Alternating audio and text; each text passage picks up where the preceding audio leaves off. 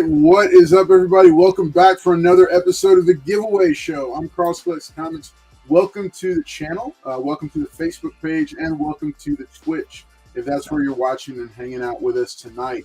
Remember, it's super simple for you to be able to enter to win. All you have to do is enter the provided hashtag, which I'm going to be dropping in just a minute here as we get things started. But tonight, really cool night because we're going to be doing a recap of the Energon Universe, the insanely popular new imprint from Skybound that incorporates some original 80s IPs and possibly more. I don't know. We'll see. We'll talk about it more. Before we get too much further into the show, though, I want to make a quick shout out to our generous channel sponsor. Big shout out to Lone Star Heroes Comics and Toys. 3 convenient locations in the greater Houston area. But watch this quick clip for a little bit more about Lone Star Heroes. What's up, everybody? It's Cross Collects Comics here, and I want to take a second to tell you about a sponsor of this video, Lone Star Heroes Comics and Toys. And if you're looking for your next favorite comic shop, this is the spot. Tons of back issues, all the key books you could be looking for, a friendly and helpful staff, and 3 locations across the greater Houston area region: Lake Jackson, NASA, and Galveston. So make sure and check out Lone Star Heroes Comics and Toys. All right. So, hey, a big shout out again. Thanks to them. They've got a ton of books that are available. You can also get access to their stock every Friday night here on the channel when we go live with Comics on Demand. That's our comic selling experience. We're actually broadcast live from the comic shop. You can access any of their back issue bins. You can access their new comics, all that stuff at a deep discount that you wouldn't get if you don't watch online. You don't get those discounts when you walk into the store. So I hope that you're able to join us this Friday. Also, big shout out to the channel members who joined me last night for our second episode of Carlson Friends for the month of May. We went over all the top 10 lists. We talked about Comic Spec and trending books. That's a special thing just for our channel members. So glad that y'all are continuing to support, and thanks for joining in and being there last night. One lucky winner, what did he got one of the Superman foil facsimiles, so that was pretty cool. Well, hey, I'm going to do quick shout outs here in the chat to some of the folks that are watching right now, and then I'm going to go ahead and introduce. We got a special guest with us tonight, Chris McFadden, aka Comics Geek and More. Is joining us tonight from Instagram, puts out plenty of great content, a huge fan of the Energon Universe, so I was like, wouldn't be a complete episode without him joining us tonight. Well, let's do some shout outs real quick to the chat. Emma Dudley, what's up? She is holding it down at the Lake Jackson store for Lone Star Heroes. Haley Michelle, good to have you with us. Looks like a new name, Transformers. Yes, we're going to be talking about it. Wolverado, what's up, buddy? Good to see you. Liz Barnes, keeping the count. Joffrey Castro and David Dotson, glad to see y'all as well. Dagger Cards, good to see you. Hey, thanks to everybody that's watching, whether you're watching it live right now or on the rewind. We're glad that you tuned in here for this show. Let me go ahead and bring out Chris here, and let him say hello to everybody. Make sure and hit that like button, and if you haven't subscribed yet, please consider doing so. Chris, why don't you say hi to everybody? Hey, everybody. How you guys doing? Yeah, my name's Chris. I'm over at my handle, Comics Geek and More over at Instagram. Huge comic fan, ranging from Marvel, DC, all the way through Image and some indie stuff too. But like Caller said, the Energon stuff has just been knocking it out of the park, and I'm excited to chat about it and dive into it here. Awesome, man. We're really, really glad and honored to have you with us tonight. Because appreciate it. Really cool group chat that you've got over there on Instagram. And man, I'm with you. The Energon Universe, they are doing it right when it comes to crossovers. All right, let me bring out JT and let JT say hi to everybody. What's going on, comic book fam? It's your boy JT, man, back again on the Carlos Collect Show. Night. Don't say boo.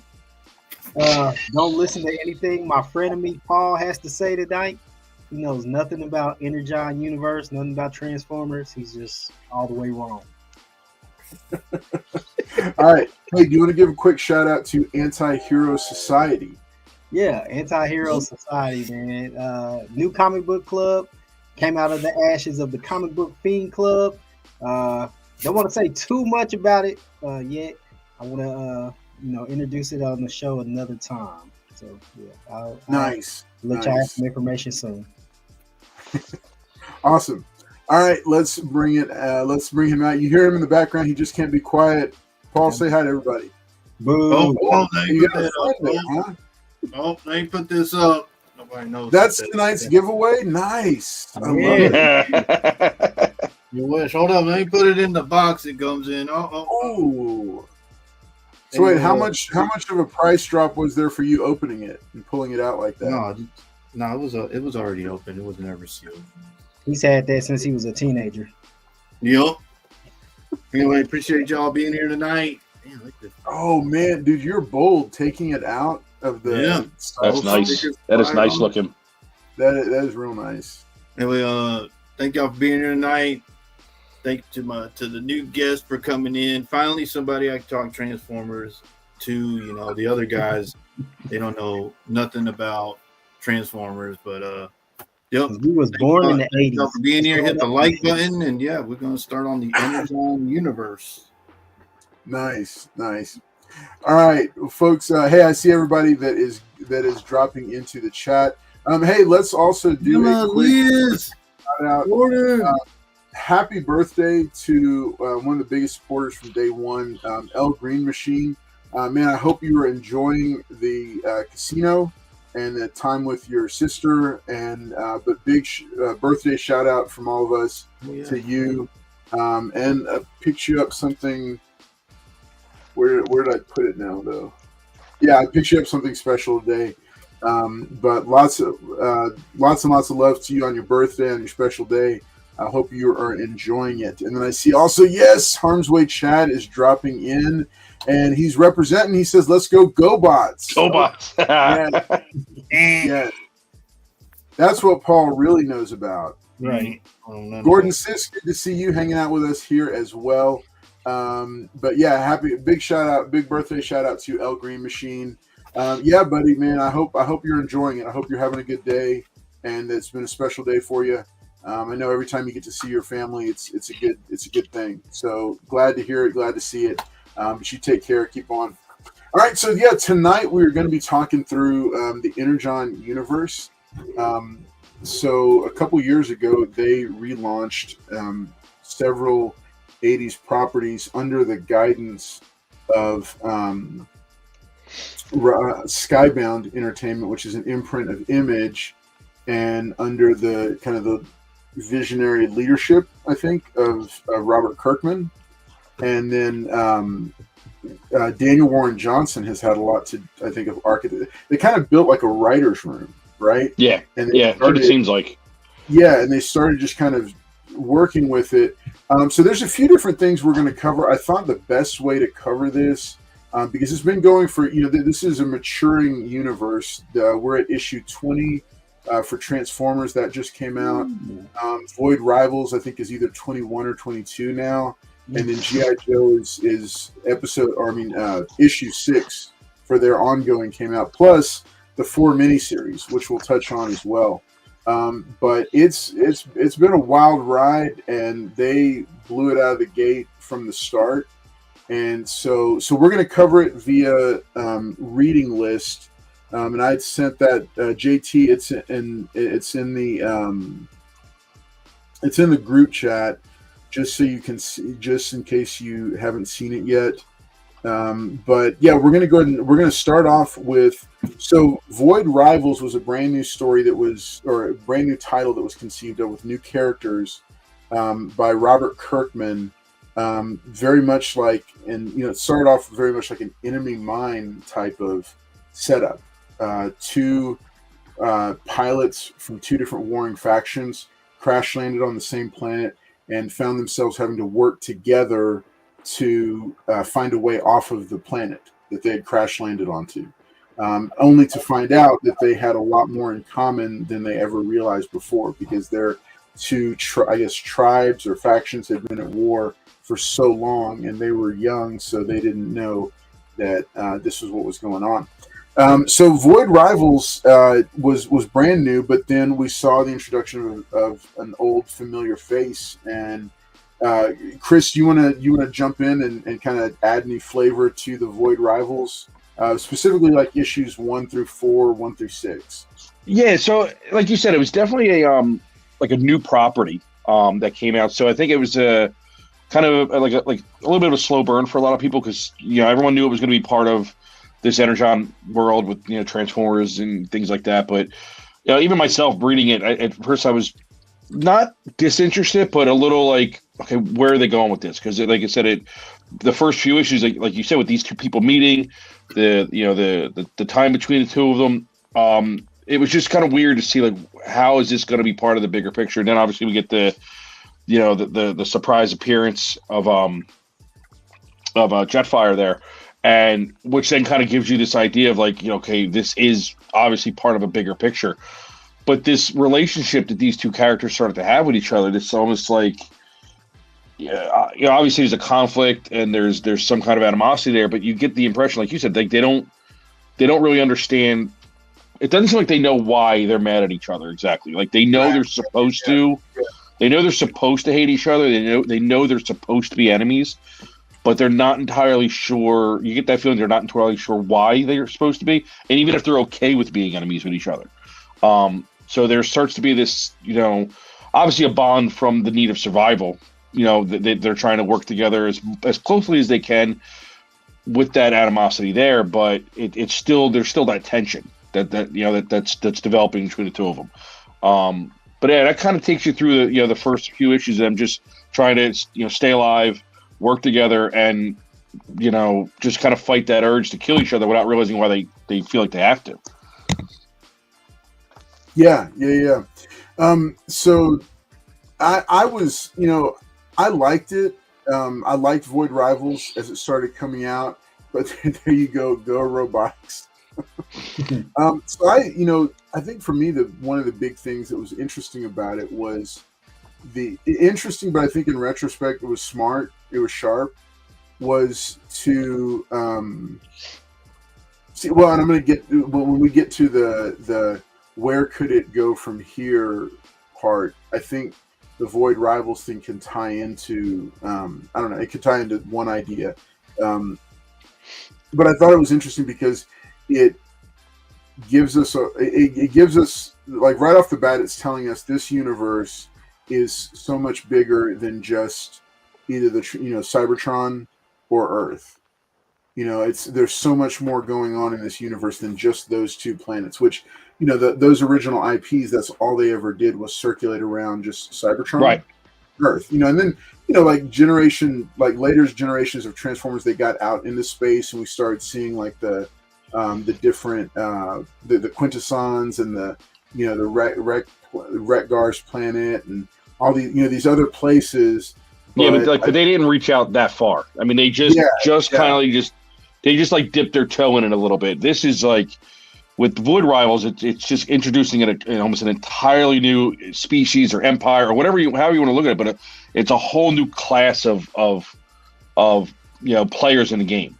Like it's just like with you had, like you said, you got G.I. Joe, you got Transformers, you got the Cybertron, but this is a whole new factor into the landscape in it. So it definitely sets up some interesting directions they can go as to how the histories are tied together, how the histories are going to be tied together down the line, and things like that. So like I said, I at first was hesitant about the book, but it almost seems like it's much more relevant than they're making it out to be in the grand scheme of things.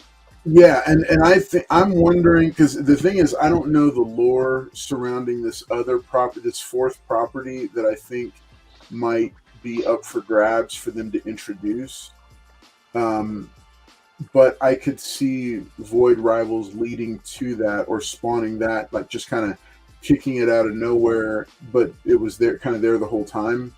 So I'm, we'll get to that in a second. So it's so Void Rivals gets collected in Volume 1, More Than Meets the Eye, which was issues 1 through 6, and essentially issues 1 through 4 came out, and we went through that before we got issue number 1 of Transformers.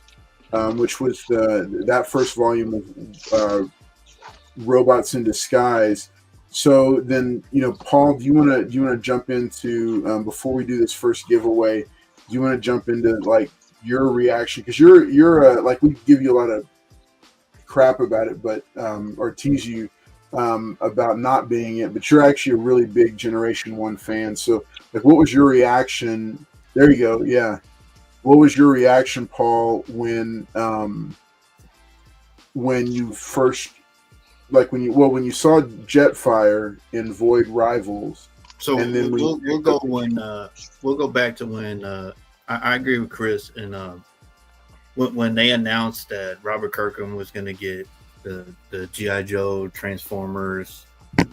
No, I didn't really know which way that they would go with it.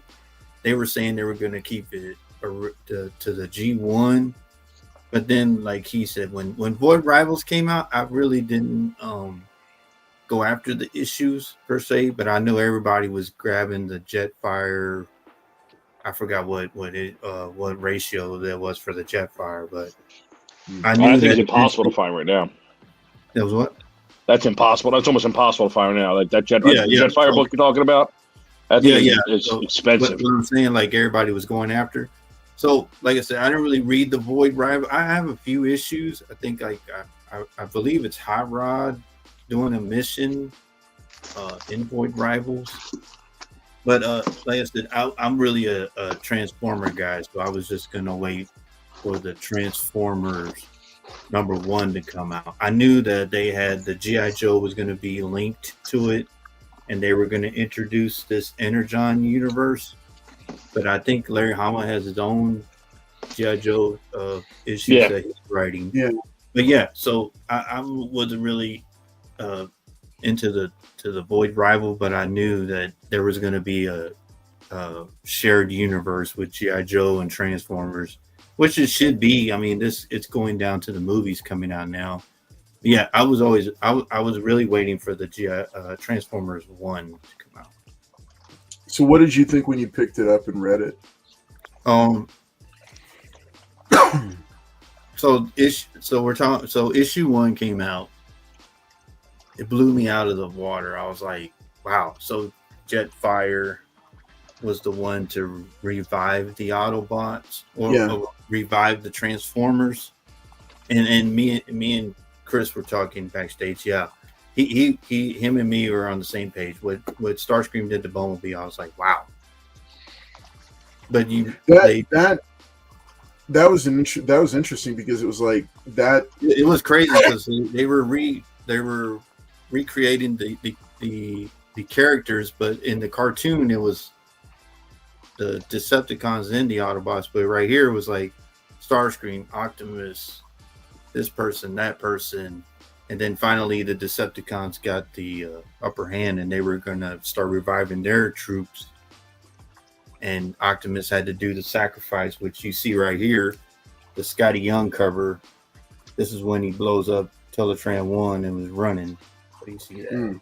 Yeah. Well, like you said, they definitely came out the gate. Well, they came out the gate showing that they weren't afraid to push the limits. I mean, this was, when you think of Transformers, no matter what property you think of, whether it's the cartoon, whether it's the movies, but it's Optimus and Bumblebee. I mean, Bumblebee's there. That's his, that's his and boy. for them to come out and do what they did right out of the gate was like, this is not your kids' Transformers. So he hugged him. He was hugging him and then retreated. Yeah. It was funny because it was like with Kirkman being part of this. I don't know if you guys all watched or read Walking Dead, but it was like very much like a Glenn moment again. Like losing Glenn. Like it was like losing Bumblebee, especially in the first issue. Was I read it? I was looking at the issue. I'm like, like it was one of those like, did that just happen type moment. But the art too, like just it's all very gritty. It's all very rough. I mean, you almost feel like when you're reading it, you feel like you're there. Like you feel like you're like in the mess with it. Like they do such a great job with the art and the feeling of it. I mean, these are robots. It doesn't feel. It feels like you're in that material. So it's But the Bumblebee thing, just the way that even the Decepticons, when they're just killing humans left and right, like, without even hesitation, that viciousness, the like Starscream with that first squish. Oh yeah, like that's brutal. What Chris was saying, they call them squishies, and they finally squish them, and it's like during the cartoon you never saw that. No, but here you see it, and you're like, finally, that's what you. Even the comic books, like these guys are like, we're robots, we're more superior than you guys. And so I know we talked about it a long time ago, Paul, or a while back, Paul, I think.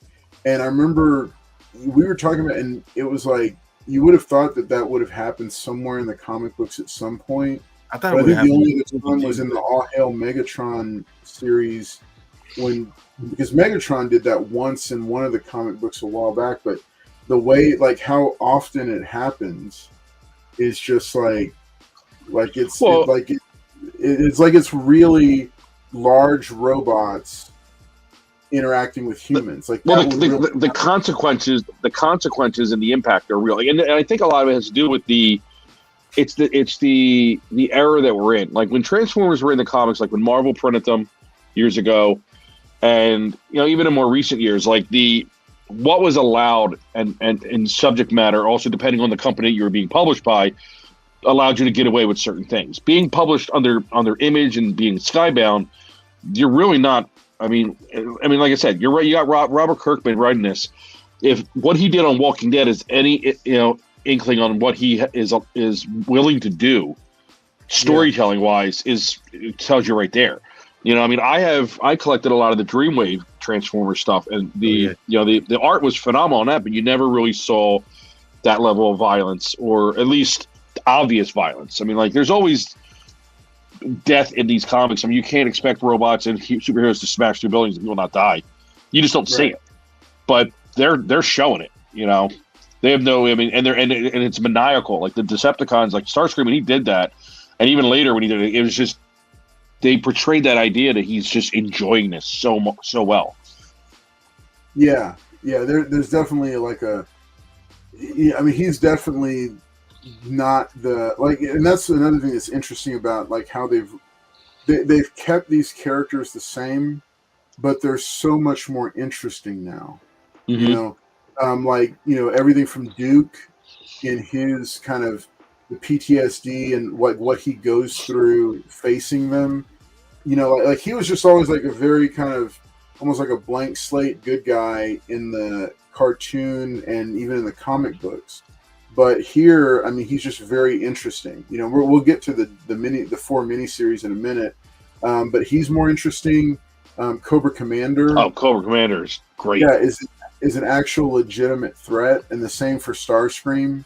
Yeah, they brought back Cobra Law, so I thought that was pretty cool. Yeah, it's interesting because it's like they're the kind of like real threats, but like they're not. There's nothing comical about them.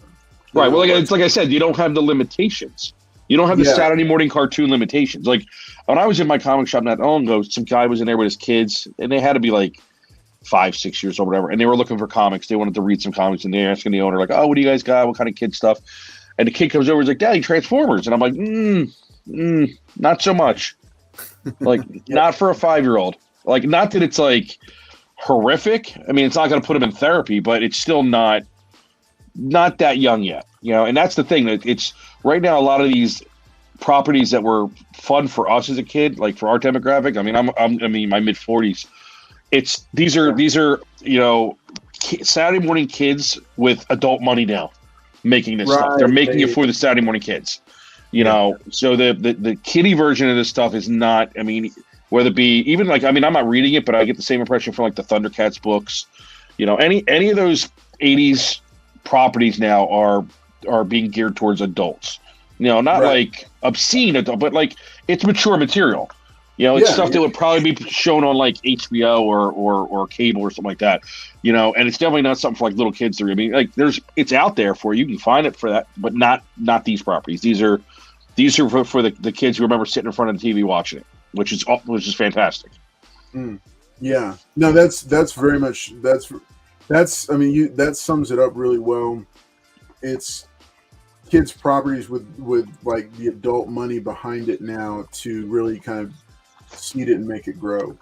So very cool. So okay, so thoughts on the collected like Transformers, the first 6 issues of Transformers, because after Transformers 1 came out, it started alternating which ones were coming out, and so it starts to get a little, but we'll still keep them in chunks of like story arcs. So what were y'all's thoughts on Transformers 1 through 6? Well, specifically Paul and Chris, because I know you guys are big. I'm more of a GI Joe guy, but I definitely have an appreciation for what he's done with the Transformers. Yeah, what Duke did to Starscream, that's just. I'm sorry, but that wouldn't happen. Blew his eye out. I thought it was perfect. Yeah, I don't think so. I'm like, man, there's no way Duke can do that. Come on.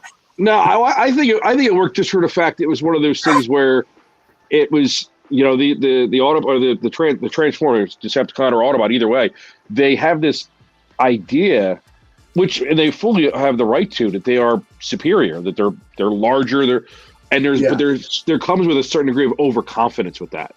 And I think that's what happened with that situation with Starscream is he had no expectation something so squishy or fragile could hurt him. And if there was no guard put up, there was no protection. Like had no anticipation it could happen. But for the first 6 issues of Transformers, I think a lot of it was just, I think they did a great job with that exploration of the Autobots, familiarizing themselves with humanity, understanding the limitations of humanity. Like, I think there was like one issue of just Prime walking around and like he was stepping on things and he started realizing how fragile this life is. It started to really put the emphasis. Yeah, it started to put the emphasis on the goodness of the Autobots, and then we already talked about a little bit how it really kind of emphasized the evil of the Decepticons, how they were just willy-nilly just killing whoever they came across, like no hesitation. So I think that first 6 issues really started to set the groundwork as to how they perceive Earth. Like, what do they look at it as? One side is obviously looking at it as something to protect, and the other side is looking at it as something to control.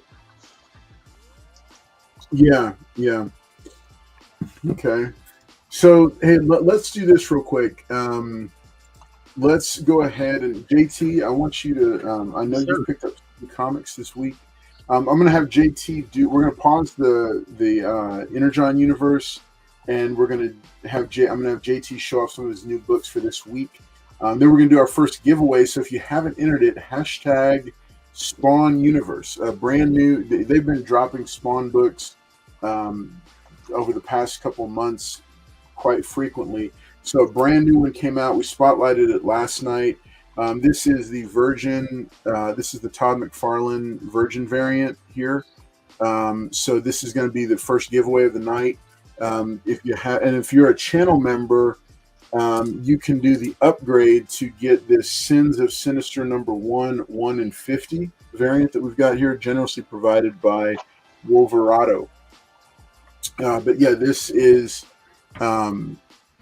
first up for the night. So if you're interested, hashtag Spawn Universe.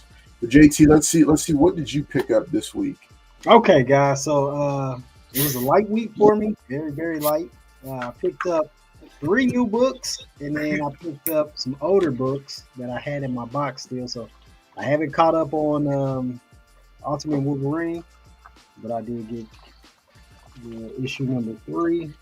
Oh, that's a nice cover. Yeah, I love this cover. It's dope. And then the issue number 4. Oh yeah, he gets eaten by that bear there, JT. Yeah. Everybody died. I know. Yep. There you go. Yeah. But as far as new books, I did pick up this. I love Sanford Green. So I picked up the variant. Oh, nice. Yeah, I got that waiting for me. I pulled that book. That was a sweet looking cover. Nice cover, yeah. That when all the Ultimate you get together. The whole team together. How's that? Oh, okay. So you like green covers. And then I am a fan of Strange Academy. I've been picking up. Oh yeah. This is the Doom Academy now. You know, for the. It's a shame. There was some talks of there being a Strange Academy TV show, and I think it fizzled out. Yeah. Yeah. Hopefully they come back. It's still a good property. You know, they might have time to do that. And then another Sanford Green book. Oh yeah. Bit of root. Yeah. I picked up this. The next movement. Nice. Yeah. Well, that's it. That's all I have for now. Very cool. Man. Real quick, give us a kind of a just quick summary. Like, what is bitter root? Because I've heard that it's a lot like Sinners. Like Sinners, yeah. People are comparing it to that, but no, it's more. They're not vampires. So the hatred in people turns them into these monsters. Oh, There's a family. This family right here. They're kind of split. Some of them want to heal them, and they heal them with the bitter root. So the bitter root is, you know, helps them get better. And then other people in the family or other groups are just monster hunters, so they try to kill them. So, well, this is a new volume, right? Because I heard a lot of talk about it, and I went digging around to look into it, and I saw that the first volume is kind of done. So this is a launch of like volume, I think two or three, right? Yeah, this is volume 2. So this is set in the 60s. The original one is in the 30s. Was it like 20s? Oh, I thought it was early. I thought it was earlier now. I thought it was 20s or 30s. But so that's the sense I'm getting, is that if this continues on, each volume is going to work more towards the present. To tell different, it's going to set during different time periods of like that generation doing what their family does. Yeah, exactly. And it sounds cool. Yeah, they're talking about the next one would probably be like in the 80s or 90s. So it's going to skip. Oh, nice. Fast forward. Yeah. Very cool. All right, man. Well, very, very cool. Well, I'm going to go ahead and we're going to go ahead and move it, keep it going along to do this first giveaway. See. That's for me. Yeah, G, you pick that up. Thanks. Apparently, it's a new character. No, so that book came out last week. I got the A cover, but that cover came out this week. I don't know why they separated it like that. But, Yep, they separated because you can't. See, I'm a sucker for connecting covers. Yeah, there you go. I like me a good connecting cover. Nice. Yeah, they all like line up. The three of them. Okay. Yeah, I like this. Very nice. I'm a sucker for a good homage or a good connecting cover. Very cool. So I'll go and show them off too. So I highlighted last week. I highlighted or last night I highlighted on the members show. Then that there's so this one came across some of these and snagged one for El Green Machine had asked me for one of these if I could find him one of these. And I didn't. I thought they were all gone, but I found a stack of them at a shop, and so I snagged this one for him. Of course, this was been another one of the quiet success stories coming from Dynamite is the Terminator series. So I'm a big Terminator franchise, and I think theirs is as good as the Now Comics one, which I really enjoyed. So this is a cool series for those. Pass for me. Interested. Of course you did. All right, this one I went ahead and just snagged the Mark Bagley variant because I just wanted to read it. I like when they team up. When these two team up together, I like them. And then there's such a conflicting personality between the two of them. Like there's they're very. He's trying to kill him. Superman Unlimited #1, a brand new ongoing Superman title dropped today.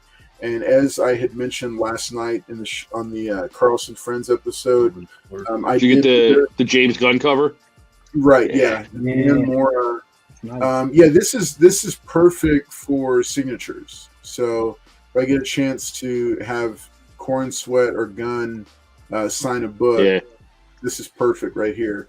I just thought it was original, and I love Dan Moore's art, the cover art. Oh yeah, Dan Moore is awesome. Yeah, no, I've got a whole stack of Mora books if he ever comes to the U.S. for a convention to sign. Yeah, no, that He did I That's a think it pass. was on his Instagram not that long ago. He did like I don't know if it was a commission or what, but it was a collaboration piece. It was like a Batman Superman, Batman Spider-Man pick that he did. Yeah. I don't know, like I said, I don't know if he just did it for fun or if he did it for a commission for somebody, but it looked awesome. Yeah, for sure.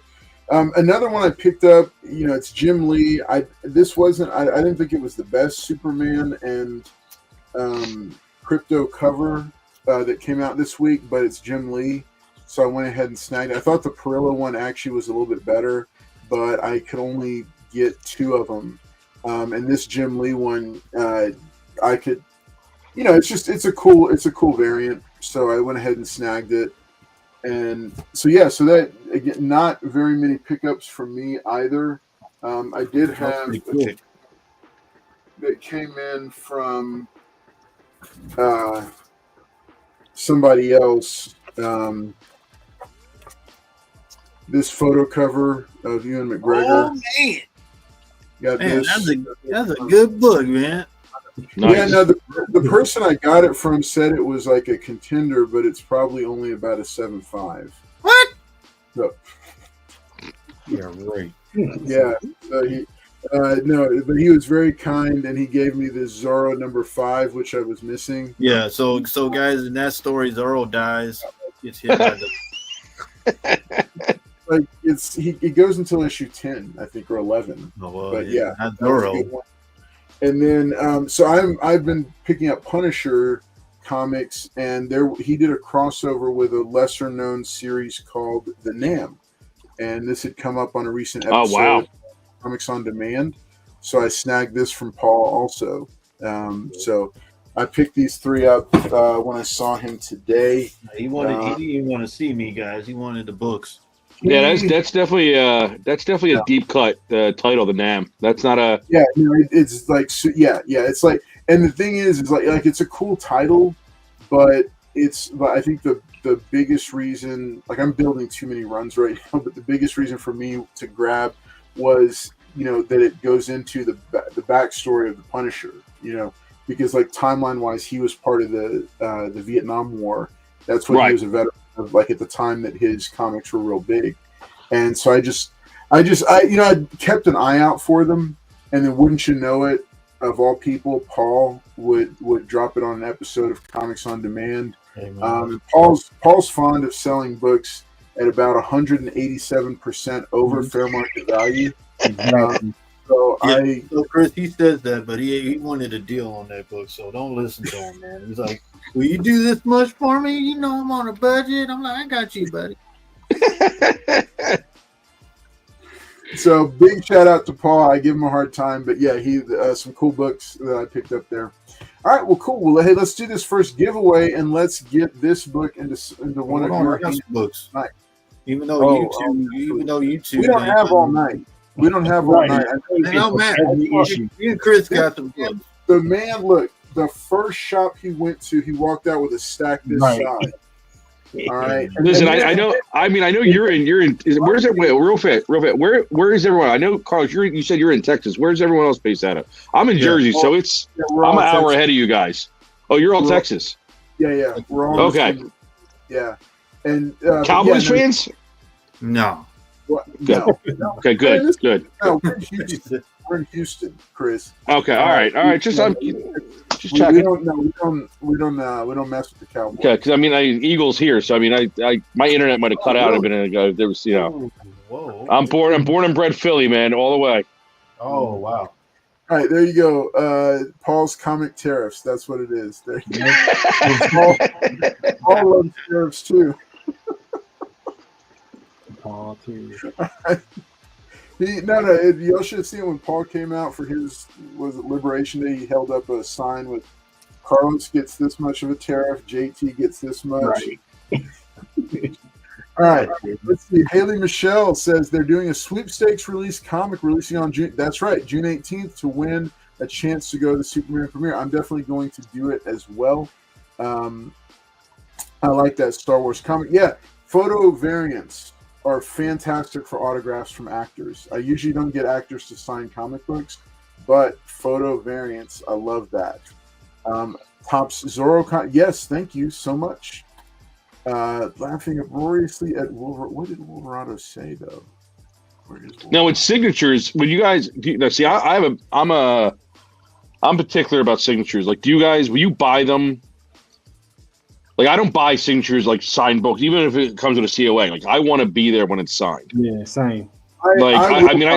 I see people go online and they, they'll buy like the signed book with the COA I want to get it signed. I want to stand there. I want to meet the guy. I want to shake his hand. I want to, because for me, the signature or the sketch or whatever it is that you're getting is the treat of after meeting the person. Like, that's the thing you walk away with, like, just to kind of say, yes, I met him. So to buy them online, I feel like I've never been a fan. I see a lot of people buy sketches. They buy the remark. I like, even like when they put out the special variant through the conventions, like, oh, get it signed, limited to like however many copies signed by the artist. I'm a big Pat Gleason fan, and I see it all the time. Like, I won't buy one of his books signed. I want to meet him. Yeah. I will buy raw signed books. I think I'm one of the only people I know that will do it. And now sometimes Who's that? That's Jim Starlin. Me and him are best of friends now. Jim Starlin? Yeah, JT tried to go in there, but I locked the door. Nice. If I wasn't in my space here, I have my sketchbook is in house. I got a sketch in my sketchbook from Jim Starlin. He did me a Thanos. It was a really cool guy. Nice. So, but I will go ahead and buy raw signed books, and I'll go research the signature, and because I've bought some pricier signed books. Like, I bought a Demon #1 signed by Jack Kirby. And like on the inside cover, because the thing was, I was buying the book from the guy, and then I asked him to double check the book for me, and he found the signature on the first page. Okay. Yeah, and both of us were like he would have sold it to me for less than half of what I bought it for, because I remember, but I was glad, because I didn't want to like rip the guy off, but I'll buy raw signatures, and because like if I do the research and I trust that I think it's legit, I'll go ahead and buy it and take the chance on it. But a situation like that, like a Jack Kirby sketch, especially if it's not somebody who's around anymore. Yeah, like if you can't, like if you don't have the chance to get it signed by him, that's a different story. And that, I was looking for that book specifically not for a Kirby signature.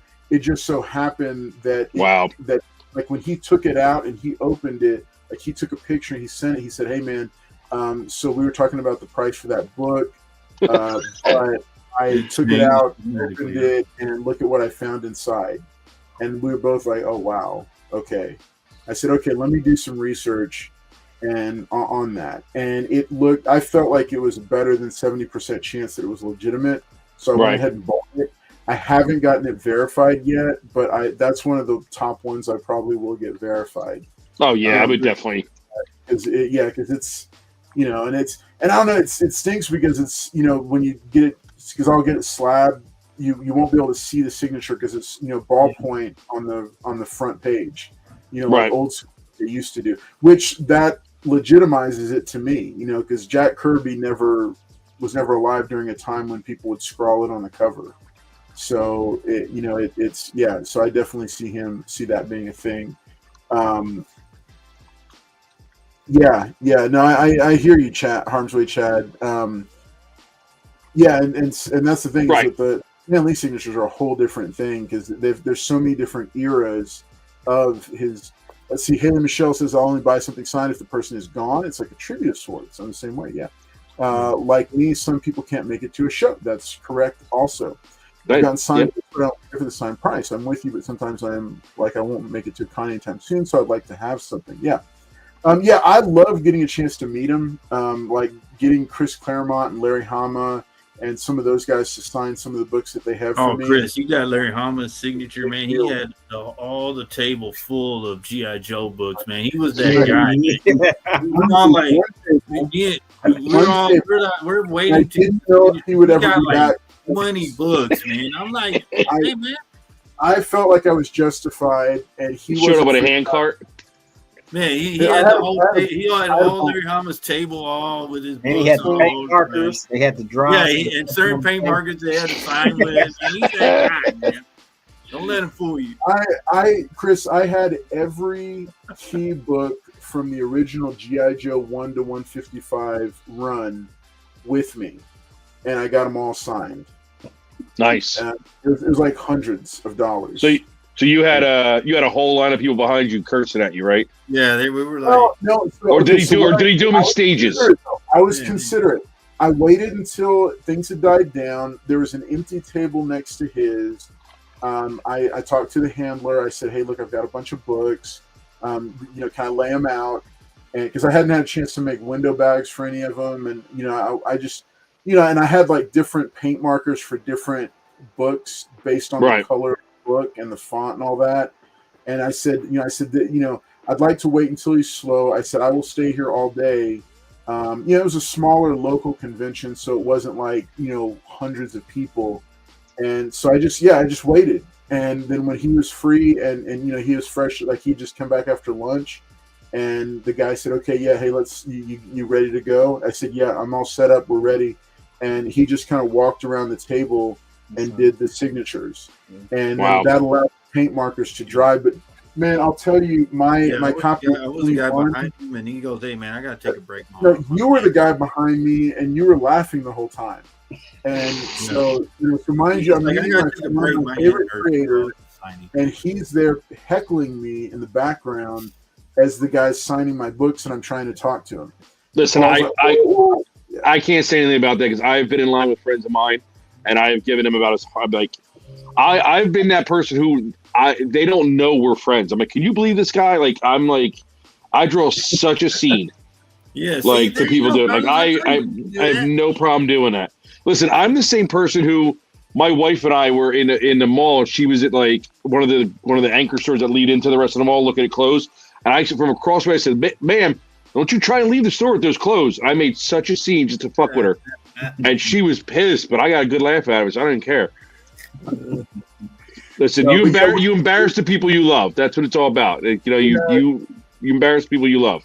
Yeah, we had. I wish. So they're on the lower deck of this cabinet that's behind me here. So I can't. But that, I need to pull out that G.I. Joe number 21 because it was a bright yellow paint marker on the cover of 21, and he signed it Larry Hama. Was it like 2023 or whatever the year was? They always put the date on this stuff. Yeah. Yeah, it was like So like this one, this is Tom Grummett, but it's the same marker. Yeah. Oh, see nice. How it pops. Yeah, I'm telling you, paint markers, they're dangerous, but once you're used to the drying process and you have a process for carrying them after the signing, I can't do Sharpies anymore because they're Sharpie. I was actually just about to say Sharpie literally just put out. I just bought some the other day. I bought a black one and a white one. Sharpie just put out a new paint pen. It doesn't bleed through pages. They just came out in the last couple months. And I bought a black and a white one, but I'm going to get some colored ones because I want to use them for some things of my own. But I wonder how they would work because I know Sharpie's always been. They're so thick they bleed right through like everything. But these are supposed to be. That's one of their taglines on their thing is they don't bleed. Yeah, no, these, this, I don't know. I researched it for a while, several years ago. I researched for a while. I found a specific brand, and we're going to cover more of this. I think next week's episode of the giveaway show is our Fan Expo Dallas preview show.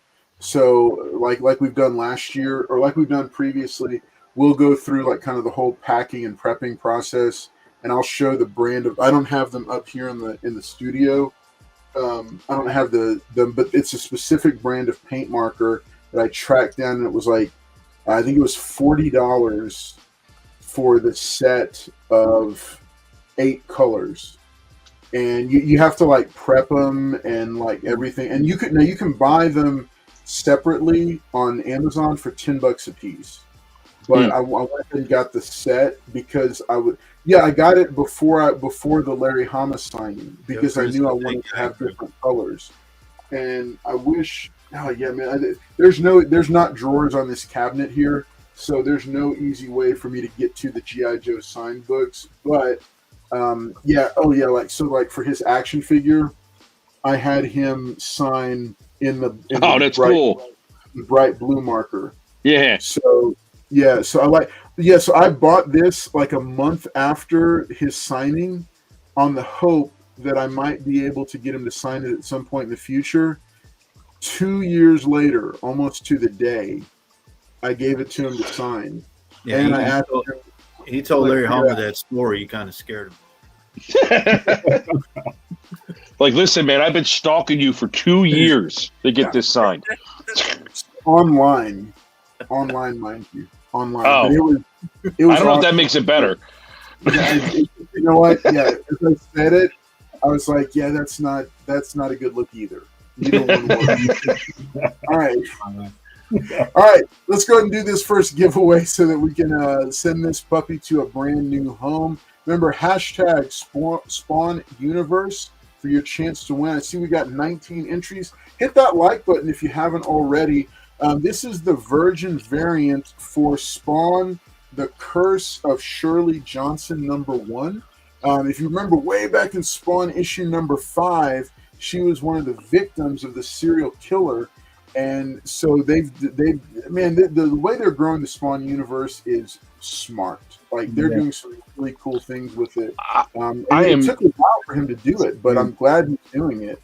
I'm so lost. I've been out of touch with Spawn for so long that like I remember when it was just you had Spawn, and then you had like Curse of Spawn, or you had like just the books that were just medieval Spawn. But now it seems like you said they're building this. I think there's a Rat City part of that universe. I think there's a book called Scorched. Files, medieval Spawn, Gunslinger Spawn. Yeah. There's so many of them that are all these different Spawn characters throughout the ages and all that stuff. So Spawn Universe Spawn Curse of Shirley Johnson #1. This is the version, or this is the Todd McFarlane Virgin sketch variant, and it's going to go to one lucky winner. We're going to go ahead and do this right now. Remember, hashtag Spawn Universe for your chance to win. Haley Michelle says Rat City is sick. She likes it. Big fan. I love that world. Yeah, they're doing it right. I'll say that for sure. I went and browsed, and I saw all the different Spawn titles that are out. I almost picked up a couple of them, but I said no. I'm going to wait to pick some of these out until after Fan Expo Dallas, because I need to conserve cash for the show. Mm-hmm. All right, let's go to all your spawns. Good luck to everybody. Yeah, Paul said he's going to pay for some stuff for me, but I don't know. We'll see. All right. In 3, Good luck, Carlos. Here we go. Good luck, everybody. Good luck, Carlos. Everybody. All right, let's see what we got. Who is the winner Carlos. tonight? Tony Stank, 1138. Congratulations, Tony Stank. You're not a channel member, so looks like you're getting the Spawn Curse of Shirley Johnson out today.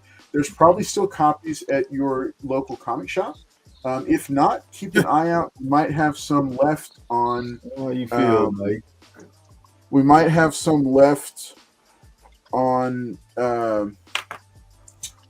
Friday during Comics on Demand. And then let's see. Hang on a second. Let me. Tony Stank, I don't see you in the chat. We're going to go and draw up the timer. So, Chris, the deal is they have 4 minutes to claim it to let us know, because you must be present to win. So if he doesn't show up, I'm sure somebody is typing him a direct message as we speak. Oh, there he is. There he is. All right, awesome. Congratulations, Tony Stank. It was JT that message. It never takes more than a minute for people to pop back in. All right. Congratulations, Tony Stank. We'll be doing our second giveaway of the night in just about 15 minutes. But Tony Stank doing paperwork and listening. Hey, that's the way to do it. That is the way to do it. All right. So, Tony Stank, congratulations on this, buddy. I do have a stack of packages that my new mail staff is working furiously on. So I do have mini packages for both channel members and channel winners. Not going to wait until the end of the season to send out the winnings. I'm going to go ahead and try to get those out the door now. I do have some new help that is helping me with the packaging. About time. I've been waiting. They're very energetic.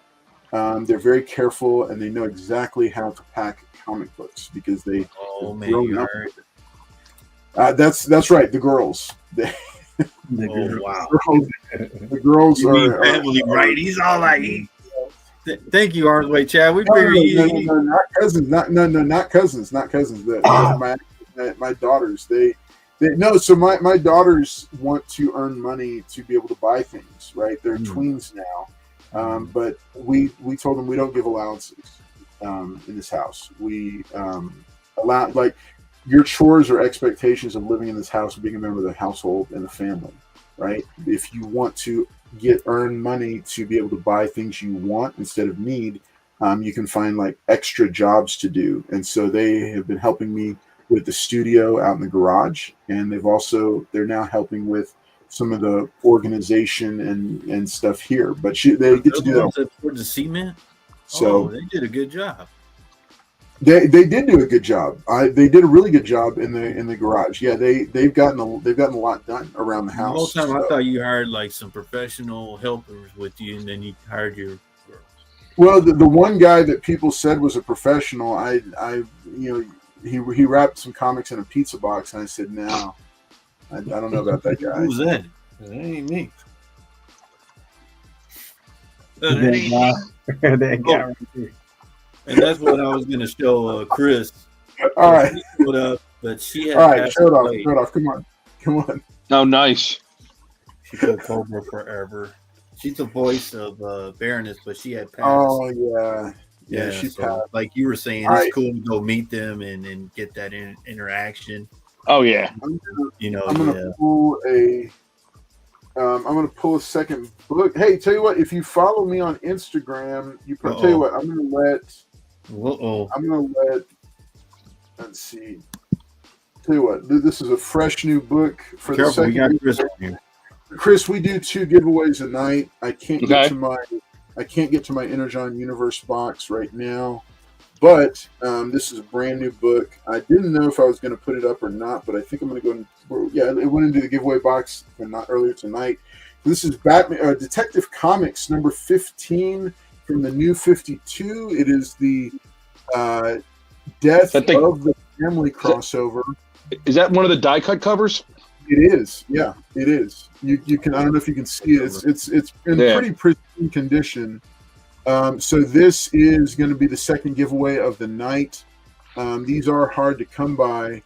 So it's the Joker mask over the Batman face. So yeah. So all right. And I know JT had to head out, but big shout out and thanks to him for sticking with us. So we're going to do that variant next for the next giveaway. We'll do that in about 15 minutes, but let's go ahead and jump into, all right, cool. All right. Big shout out though. Thanks to JT for him continuing to be here and do all this. Can Paul show the books he got this week? I've been all Nightwing. Hey, look, I've got one. Liz Barnes, check this out. One of the Dan Panosian Nightwing covers. I'm nice. Panosian as a cover artist, not as impressed with him as a writer. To be honest, I'm a huge Nightwing fan. Yeah, that's nice. See that right there. Yeah, I saw him with this book earlier. Yeah, so Carlos tried to get in front of me, guys, but I'm a Nightwing guy, so Oh yeah, that's right. You're a Nightwing guy. That's a mural on a building. And look at that. Look. Oh, I love it when he's with Barbara Gordon. Yeah, he's with Barbara Gordon. Oh, nice. Ooh. Nice. Now, who did that sketch? That is Kelly Yates. Nice. I got that from him back in 2001. Oh wow. Where's my? So I got you guys on an iPad, so I can be a little mobile. Yeah, he's more mobile. That's not fair. All right, so we're going to do that second giveaway in just a moment. But let's jump back into the Energon Universe. Brian Bolden.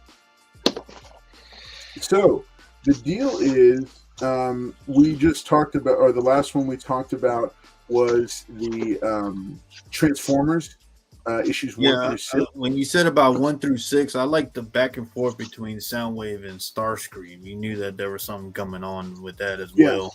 The Decepticons without Megatron, they can like really yeah. So the Autobots had Prime, they're good. So Soundwave and Starscream were always kind of competing lieutenants under Megatron. You know, they were always kind of, you know, there was a back and forth there. Soundwave was the loyal one. Starscream was the one that wanted to stab him in the back. Right. That's a cool thing. Okay, so next up, so Transformers number 1 through 6 comes out by Daniel Warren Johnson, which is impressive that he both wrote and drew those issues. But then we get into the miniseries, and we'll go ahead and cover just Duke and Cobra Commander. So for me, like, I love talking about the Duke miniseries because I still believe it's one of the best written character studies and origin stories I've seen since like Batman Year One. I don't agree with that. What he does is Starscream. I said since Batman Year One, not like better than Batman Year One, but I think it's just an excellent, like, for this new universe, a character that I'd always kind of considered to be just kind of like. And here's the thing: I think that, like, I love Larry Hama, right? I love him.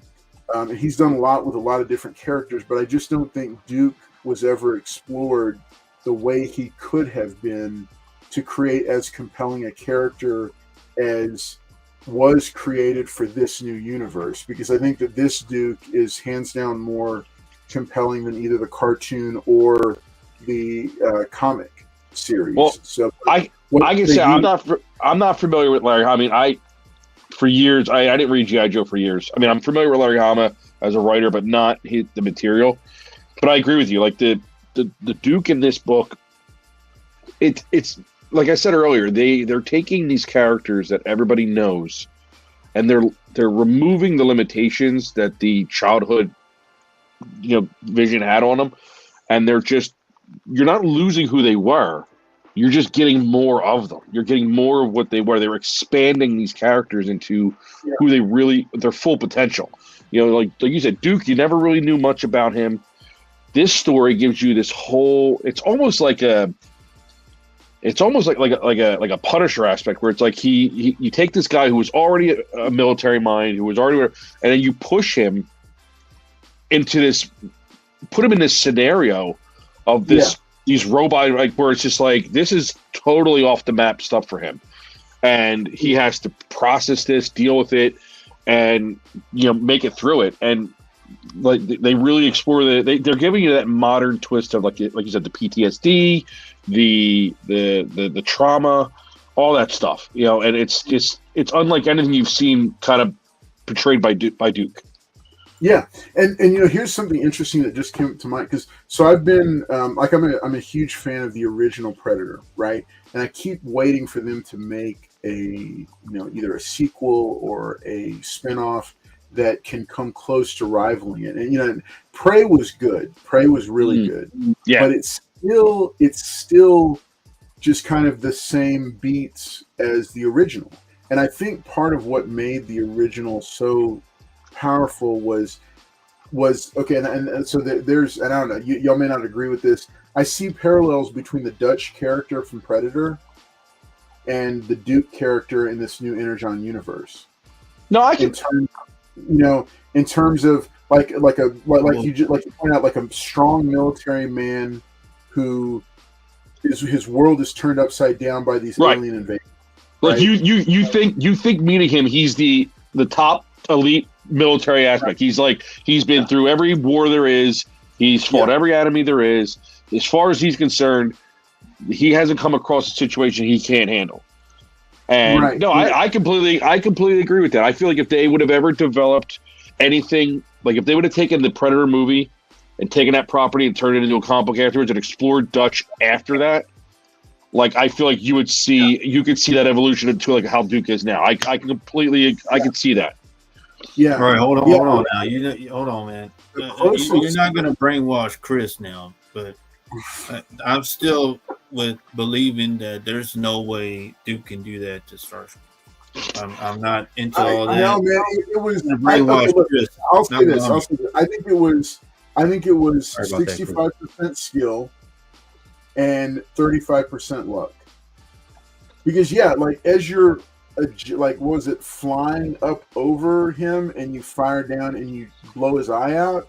Yeah, I mean, there's some luck. When you're a big time Transformer fan, that's dope. Oh no! Here we go. No. Hashtag justice for Starscream. Right there, Mississippi. Starscream doesn't get justice. He's a scumbag. That's why we love him, because he's a scumbag. He's constantly trying to stab his superior in the back. He's constantly trying to get more power, even when it's too much for him. And he's Dwight from The Office. Yeah. There you go. So Duke does a really good job, and by Duke I mean the miniseries. The miniseries Duke does a really good job of setting up one of the leads for the new G.I. Joe ongoing, and I thought it was brilliant that before they launch with the G.I. Joe ongoing series that's going to live permanently in this universe, by establishing the world that this is like a cosmic world. That there's all kinds of different aliens. We've seen all of them first. We've started to see human interaction. We're starting to get hints of the G.I. Joe force. We see that G.I. Joe is largely reactionary to the introduction of the Transformers onto the planet. So I thought that was really well thought out, that they mapped it out that way. And the two opposing miniseries, because after Duke was Cobra Commander, which was another five-part series that explored. It did the same thing that the Duke one did for Duke. Was it took Cobra Commander and it added those layers of depth. It took shocking. Like, I was shocked that they grabbed Cobra Law and pulled that into this universe. But in hindsight now, it makes perfect sense, because it's like, yeah, I can see why they would go ahead and do that. Like, it makes sense that, yeah, of course, Cobra Law, because in this kind of fantastical world, it makes perfect sense that it would exist. But it fits, like you said, with the when you're dealing with G.I. Joe for the longest time before Cobra Law, G.I. Joe is very grounded. It was good guys versus bad guys, other than the lasers that never hit anybody. But when you, like you said, when you're delving into a universe of giant robots, other planets, aliens, Cobra Law, like if you get to the point where they introduce Cobra Law, you're like, all right, I'm out. I can't buy this. Then you're reading the wrong books. Right. Because like you said, it totally fits. And they did it in such a good way. It didn't feel forced. Like, the Cobra Commander was probably my favorite of the miniseries. Of the four G.I. Joe miniseries, it was probably my favorite one, because it was like it did what they did for Duke, but I think to a whole nother level. Like, Cobra Commander was never interesting, ever, until the G.I. Joe movie. And then even with the G.I. Joe movie, they made him interesting for about 5 minutes and then they turned him into a snake. So it was this story, you get this ruthlessness from him. You get this deviousness, this it gave you a whole other layer to his personality that I never would have thought from this character at all. And the thing is, it's completely justified, because if you're going to be the leader of a worldwide terrorist organization, right?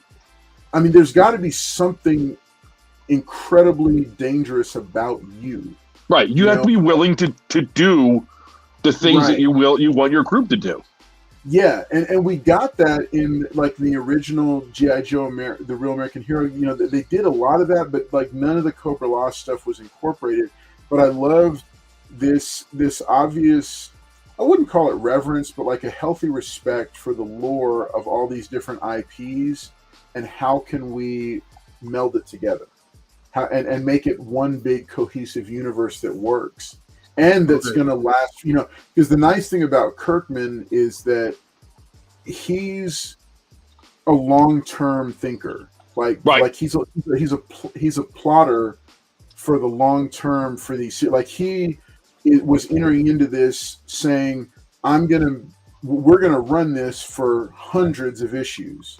Well, look at his track record so far. I mean, Walking Dead and Invincible were 100+ issue runs and never missed a beat, never faltered. The fan base was there. I mean, he has the chops to to turn this long term, and especially with it being, I mean, he did those runs with brand new IPs. I mean, he took one. Now, mind you, Walking Dead was a zombie property, so zombies are already a thing. But he took a Walking Dead story and an Invincible story, not based off of an existing franchise, not based off an existing fan base, and turned them into, you know, like a dynasty. Like, I mean, there's TV shows for Walking Dead. There's, you know, now he's got the keys to, you know, the 80s kingdom. And if he can handle it right, and he can respect it in a way where the grown-ups like myself and you guys who grew up watching this stuff they get what they want, but you also give it to them in a fresh perspective where we're not just reading it and saying, well, we already watched the cartoon years ago, so we know what's going to happen. Like, that's why I think he came out and he did what he did with Bumblebee, was that, listen, this is, you know, the Transformers, but you don't. Yeah. You don't know my Transformers. Yeah. Okay, so I'm glad you mentioned the Bumblebee, because there was another thought I was going to say. Okay, so I think one of the most refreshing things about this new relaunch is the fact that, and I firmly believe that they'll find a way to introduce Bumblebee later. I don't know, but hopefully not as Goldbug. Because here's the thing. So there's two characters that are essentially the faces of their respective properties. And I love that Kirkman and kind of the writers have said, no, we're not, they've always been used as a crutch for these properties. I think I know where you're going with this. Yeah. No, you know exactly where. Yeah. Because it was in the group chat, remember? Yep. And yeah, it's like, I love that they're saying, you know, these properties are so much wider and have so much more breadth and depth to them, and so many more compelling characters, that we don't need to lean on Bumblebee and Snake Eyes.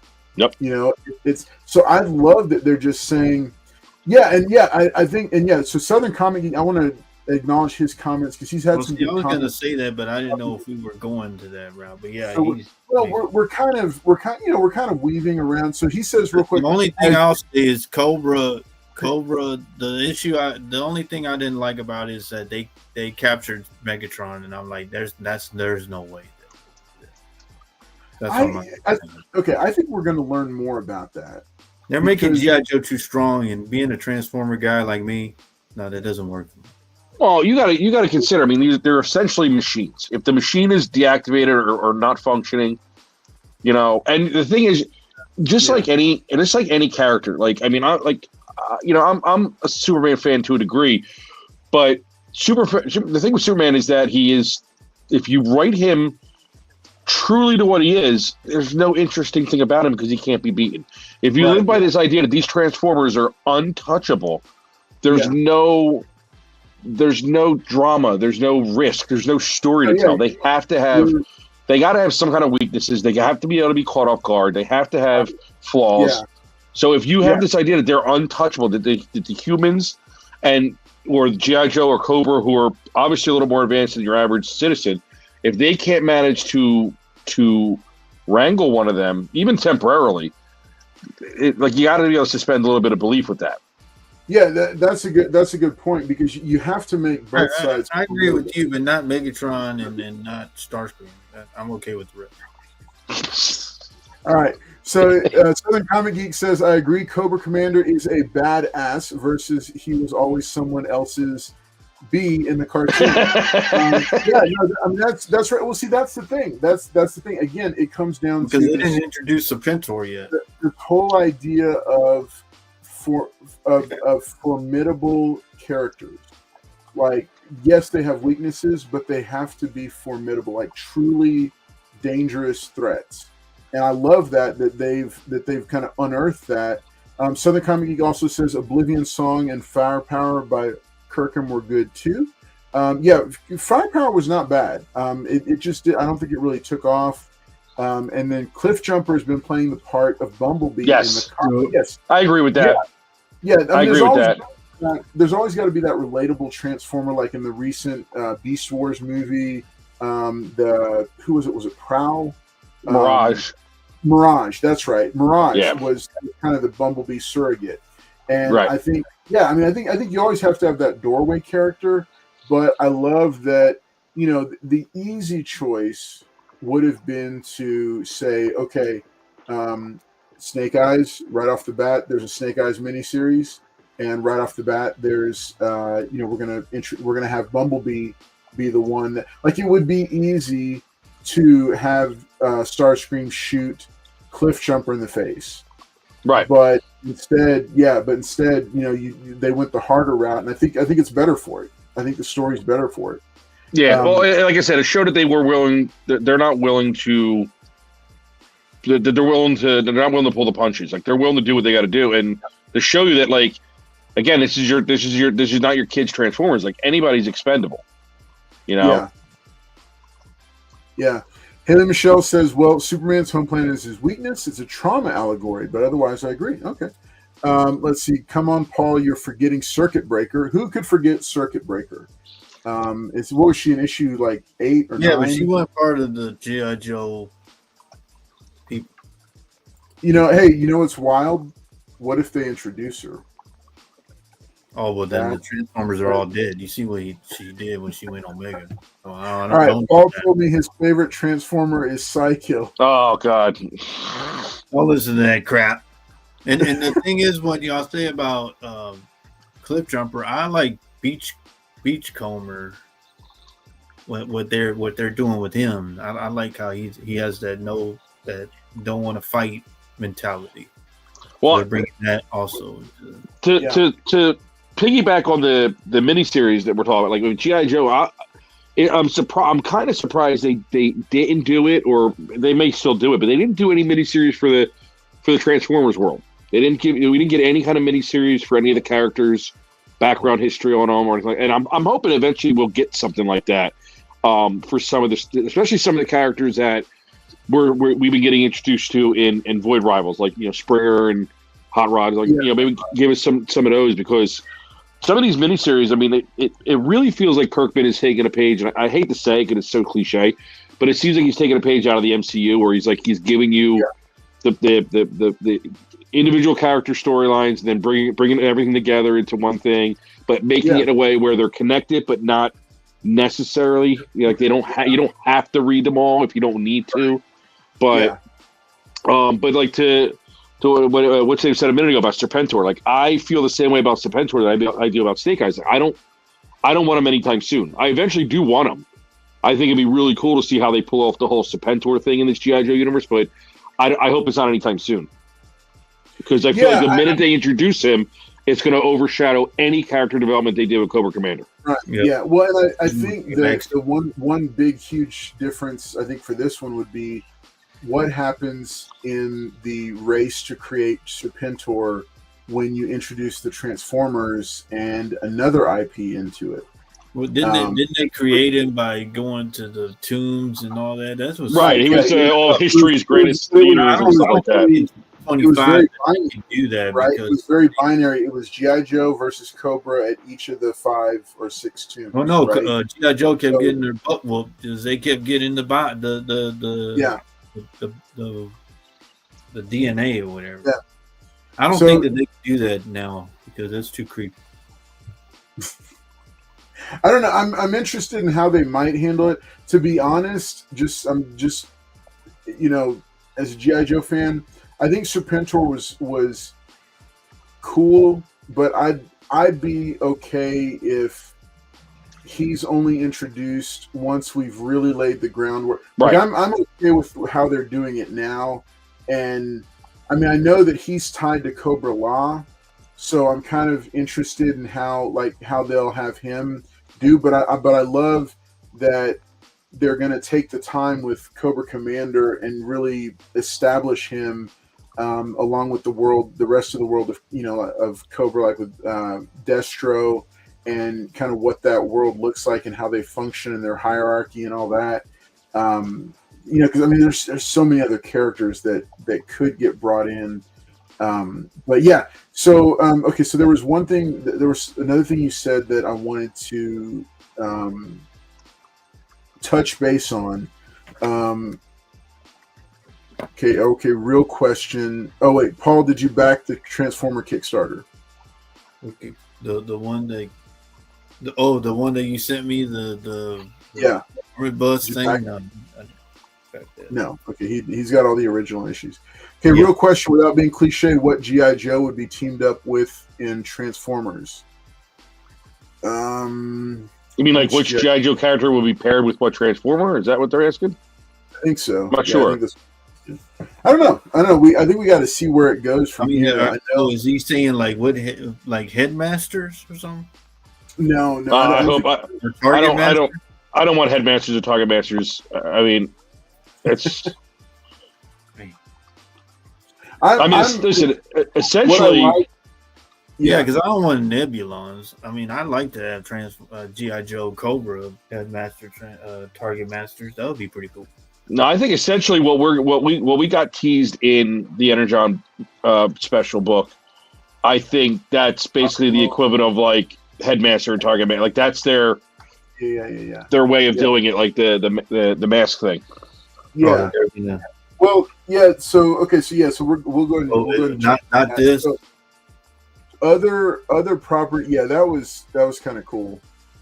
Oh yeah. What was that one? I don't know. I mean, I kind of like but for him to radio control him, I'm like, come on now, that's getting too. Then he got somebody else to get it, and then killed them. All right, yeah. Who would drive? See, here's the thing, though. The way they're building the universe, I don't see Starscream teaming up with anybody. Oh, no. Starscream. Like a Cobra person, I don't see that happening. I mean, I don't know. The way the Transformer universe is going now, Starscream and Megatron are like interlocked. No, but I think what he's saying is I don't when you get into the whole headmaster target master concept, the whole concept was some degree of relinquishing some kind of control of yourself, and Starscream's not going to do that. Yeah, there's no way. Starscream's not going to relinquish control to anybody. Yeah, but I mean, the way I've been seeing it, like I don't know if you read the later ones where they do the Starscream, what do you call it, the history of him, or like when he became a Decepticon. Mm-hmm. In this universe, Megatron played a big part into it, and I think him and Megatron are interlocked. I don't think he's going to be a. Oh wait, so are they hinting at some sort of like some reason why Starscream is so? Because that would make a lot of sense. You know how Starscream's always been like so, like consistently trying to usurp Megatron. If there was a reason for that, other than Starscream, they used a little bit of the G1 cartoon where him and Jetfire, Skyfire, I don't know what you want to call it. They were scientists exploring stuff.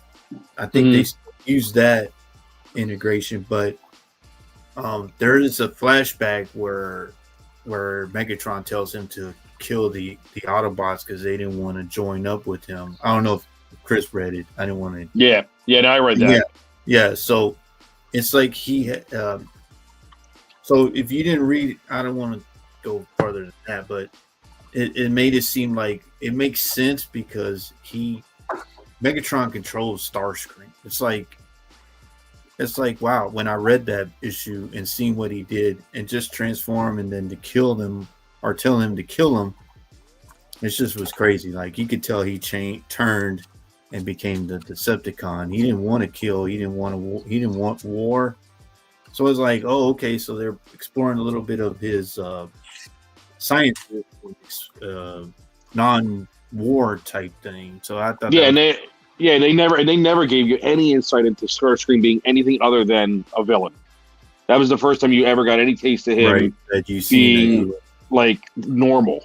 Yeah, like he didn't like you see him as a nasty character, but then you're seeing the flashback and you're like, oh, okay, well he got turned into that by Megatron. So right, it's like these it's like countries who, they'll take kids or teenagers into armies and they raise them in the military, and they like he basically got like what's the word I'm looking for? Indoctrinated. Like he always got like indoctrinated, like he got like converted into this mentality, this terroristic organization, and he didn't want to, but like you said, once he got pushed into following these orders by a dominant figure, he fell in line with it. Yeah. Huh. That's yeah, because interesting. he didn't want to do it, but then after that, you could see him turn, and he would just kept killing them, and you're just like, wow, he's just turning in the reader's face, and it's just like, wow, they're really exploring that. And the thing that Shockwave did to Ultra Magnus is just insane. Like, wow, that's the kind of guy Shockwave was, torturing Transformers or Autobots. Well, that I'm not sure. Shockwave was always, even in the cartoon, he was always creepy. That's good. He was always a creepy character. Well, yes, I agree with you on that. He's more of a technical guy, but I never seen him as a guy that was just like, a guy that just like was torturing or tried to, like when Prime went to go stop him. I mean, literally what he was trying to do to Jazz and Clip Jumper, that was crazy. I was like, wow. So just to see that Ultra Magnus went through all that was just insane. When Lita 1 found him, I was like, wow. That's now. Do you think we're gonna get anything with the mask thing, the tease anytime soon? Do you think they're gonna just kind of sit on that for a bit? Yeah, let's get to that. I don't know. I think Robert Kirkman. Hang on. We're not going to get into it yet. We're not going to get into the mask thing just yet because that's at the end of where we're at. Okay. And so I want us to touch base on real quick because we need to jump back to. So Void Rivals is the longest running of the Energon Universe series. And so we've got after Cobra Commander and Duke was the Void Rivals 7 through 12. And that was titled Hunted Across the Wasteland. So what we'll sum up like all the Void Rivals up to this date, but what is y'all's take on Void Rivals? What do you think of where it is now? Are you still keeping up with it? And what do you see for its future? I have one theory, but I want to hear what y'all think first. I mean, I'm still reading it. I mean, I've been consistently reading it. I think the crazy thing about the book is I think they had a month or two off because they should be ahead of every book, but they're not. They're about up to where the same issue Transformers is now, if not an issue behind. But like I said earlier when we were talking about them, it was a little bit of a slow burn because it was, we got Jetfire, and that kind of gave you an idea, okay, that they are in this universe.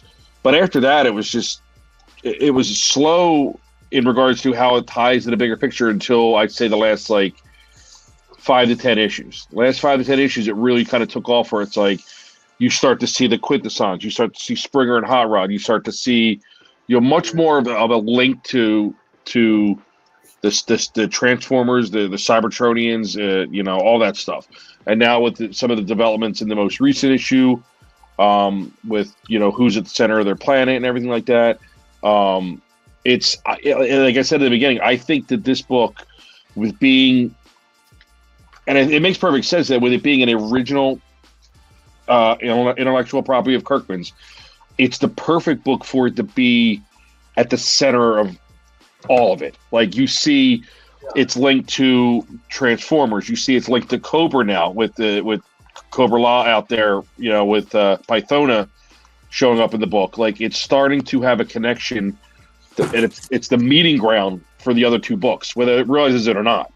So I think it's essentially this book is going to be the central focus point of this whole Energon universe as it goes on. It's going to be much more important than I think anybody gave it credit for being in the beginning. Yeah. So I've got two quick. Paul, you have any thoughts on it, on Void Rivals? So Void Rivals, I really didn't read too much on it, but like I said, I'm a big Transformer guy, so I was really reading the Transformer. But from what I understand, like Chris was saying, all of this is connected. I may go back and read it to see because Hot Rod Springer's in there. I think now with the new one, Wheelie's in it, Quintessons are in it. So it's like that's the kind of universe also I like from the season. It's like that they're separating season 1 characters from the season 2 character. That's how I feel when I see it. Yeah. You know, because you got Hot Rod Springer. It's like the characters in Void Rivals are the movie characters and the ones you get introduced in the movie. Yeah. So that's how I felt like when I saw that. So I may go back, but I haven't been reading it. So here's a couple thoughts. Because so talking about where the franchise could go, just the overall franchise.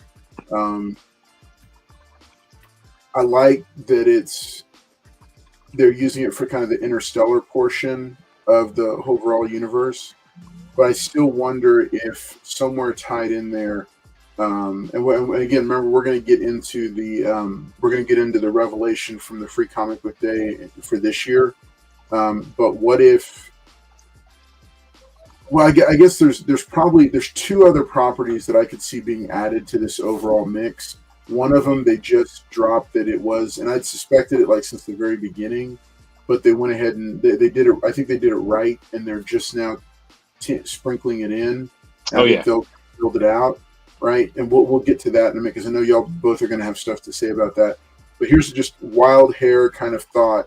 Yeah, I mean, you've been teasing this other property idea for a little while, and I'm curious to see where you're going with this.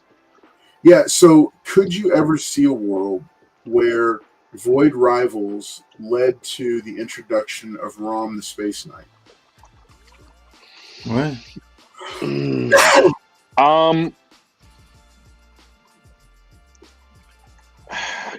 Well, who owns Rom right now? Is it Hasbro? See, that's the thing.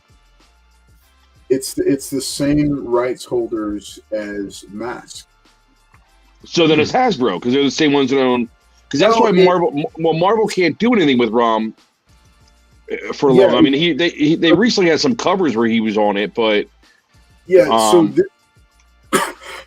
so keep in mind, Mask was Kenner. It wasn't Hasbro initially. So I believe that success opens doors, right?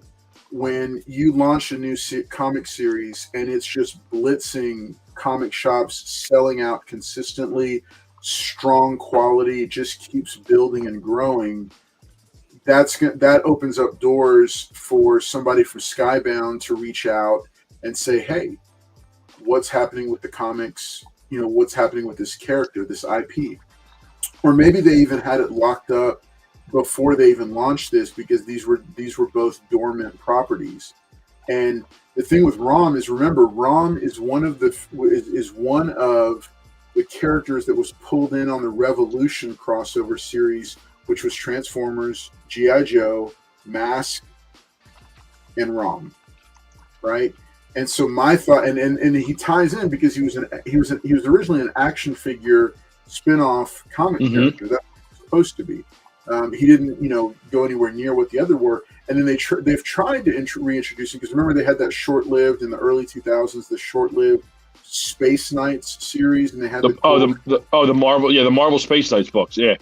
Right, yeah. It was kind of like it was almost like their own version of Power Rangers. Mm-hmm. And so my thought process is, if they started the whole Void Rivals series to spin out a crew, like some people like led by this guy Rom that of course they changed his backstory and everything, but what if it's going to spin him out, because you know how you've got G.I. Joe, you've got yeah, that's it, yep, that was it, yeah, very very Voltron / Power Rangers-esque, when it came out in the early 2000s.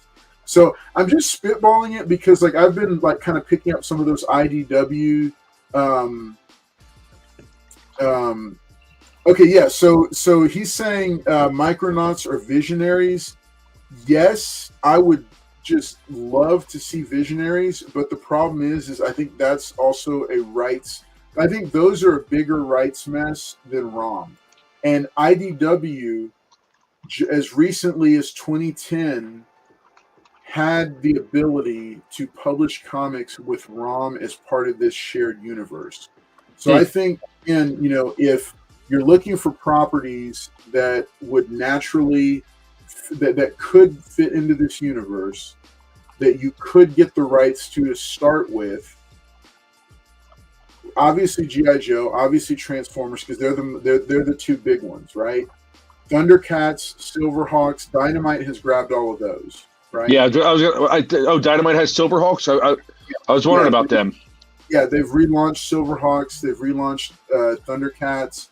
They're doing their own thing. I mean, there could be an intercompany crossover at some point, but I highly doubt it because those books are so different from what from what Kirkman is doing. And Kirkman, I really feel like he's got years worth of kind of basic rough outlines done. My thing with Thunder, like I love Thundercats. I think the problem with introducing Thundercats into this world is, and not that there's much of it, and it's going to seem like a silly factor to disconnect them. It's the magic. Like Thundercats deals in like with Mum-Ra and the magic and the sword. G.I. Joe, the way Kirkman is running the G.I. Joe and Transformers stuff, it's very, as much as it can be with giant robots, it's very grounded. In science, in reality. I mean, yes, there's a certain degree of mysticism, some weird pseudo-science mysticism in like Void Rivals and Cobra Law and stuff like that. But for the most part, it's very grounded. And when you get into things like with Thundercats, with like the Sword of Omens and the Light and the Mum-Ra, you're dipping into some of that. So I'm really hoping. I'm glad that property is not up to grabs where it can be mixed in with this because I don't want that to happen. No, and well, that's the thing. I see almost zero chance of the Dynamite new 80s kind of properties intermingling with the Energon Universe. I think, like I said, I think Kirkman has it locked down. He knows what he wants to do, but I'm thinking that Void Rivals looks like, on its surface, it looks like it could be the perfect launching ground for a property like ROM. Yes, like Southern Comic Geek said, it's so niche that would he ever have his own title? No. But I do see him. I could see him being a figure that's followed in Void Rivals, and maybe that's a thing, maybe not. Maybe it's maybe the Space Knights is like those two civilizations coming back together, and they both fund and form this group, and that team goes out, and it's the Space Knights. I mean, who knows? But I think I could see it fitting if that was the direction he wanted to go, and if like let's say he had all four of those rights, and he could have them. Why wouldn't he take an established property? Why not? I mean, why not? If you have a book and you're already doing the book, why not let it morph into the backstory for ROM and ROM be one of the properties? He doesn't get his own title because that's one thing. I'll throw this in there real quick. So in the initial interviews, they said that Skybound will never publish more than 4 titles in any given month for the Energon Universe. So that includes miniseries, that includes ongoings. So I wonder if will they still hold to that? if it's doing really, really well, and then with this newest one, which I'll let y'all talk about it. We'll go ahead and jump ahead because we are running out of time, or we're past time now. And producer Weapon X is messaging me right now. He's angry that we're over time, but I'll let y'all do this. So the big reveal. So the new free comic book day comes out this year, and has a big reveal in it. It features Clutch and Hound teaming up, but then it introduces. I'll let our guest be the one to drop it. I think most people have seen it by now, but tell us kind of about the free comic book day from this year. Yeah, we they end up meeting up with obviously he looks like some kind of a recluse, somebody who doesn't really want to be bothered much by him, and at first glance, if you know who you're looking at, you'll recognize him from the costume a little bit. They take some liberties with the with the race of the character, which is fine. It is what it is. But they immediately, when you see the uniform and the costume, you have an idea who it is, and then they drop the name of Matt Tracker, which any kid from the '80s is going to know immediately. That's from Mask. He was the leader of Mask, and just for them to introduce him into this world is a huge thing, because it's, like we said earlier, and we've talked about off video in the chat, is that it's a natural progression. If you're familiar with Mask at all, the concept behind the toy line of the show was transforming cars from one thing to another, with some kind of collaboration between the human aspect with their helmets and everything like that. And when you look at the two properties that it's mingling with at this point, it's such a no-brainer plot line to deal with. It's just a matter of how do they do it. Do they ease into it? It's the kind of thing where it's like, I don't want it crammed in. I don't want it to feel rushed, because Mask has always been like, it's like, I feel like it was like the redheaded stepchild of like Transformers and G.I. Joe. Like, it never got the credit it should have gotten. It was such a good concept, a good cartoon. Great toys, and I think it never really kind of took off. It just was like a little bit of a laughing stock. And I think if Kirkman can do it right and give it to us in a nice pace and introduce it and build it properly, it could be just as big as these other properties. Oh yeah, for sure. And this is something cool I thought I'd show. So I also do collect a few action figures here and there. There is precedent for Mask to be into G.I. Joe. So this was a figure that was released in 2000 and where's the date? 2008. G.I. Joe. It's an official G.I. Joe action figure, but up in the top corner you can see the logo for Mask. Oh, wow. Mobile Armored Strike Command, Advanced Vehicle Specialist, codename Specialist Tracker. And that is Matt Tracker. This was the comic version. Yeah. Now again, the Energon Universe has swapped out his ethnicity. So he's a black guy now. But I've never seen that before. Yeah. So I wild. came across this at a convention. It is tied into one of the crossover comics there. So, and then look, check it out. Even more interesting is and I'll photograph it and drop it in the group chat. He has a G.I. Joe file card. Wow. And here they say he leads a secret unit which develops ordinary looking vehicles that convert into advanced combat vehicles. Yep. Joining forces with the G.I. Joe team, the Mobile Armored Strike Command team battles Venom. The unit Cobra formed to construct its own converting vehicles. Specialist Tracker uses his next-gen technological devices to preserve peace throughout the world and stop the corrupt from da-da-da-da. Okay, so I mean, like I've said before, like, because I was saying this for a while, that the perfect marriage, basically, not the perfect marriage, but the perfect offspring of a shared universe with G.I. Joe and Transformers was Mask. They take the transforming technology, put it onto Earthbound vehicles, that are not sentient, and then they have special pilots that do those. So I don't think we're getting headmasters. I think we're getting masks instead.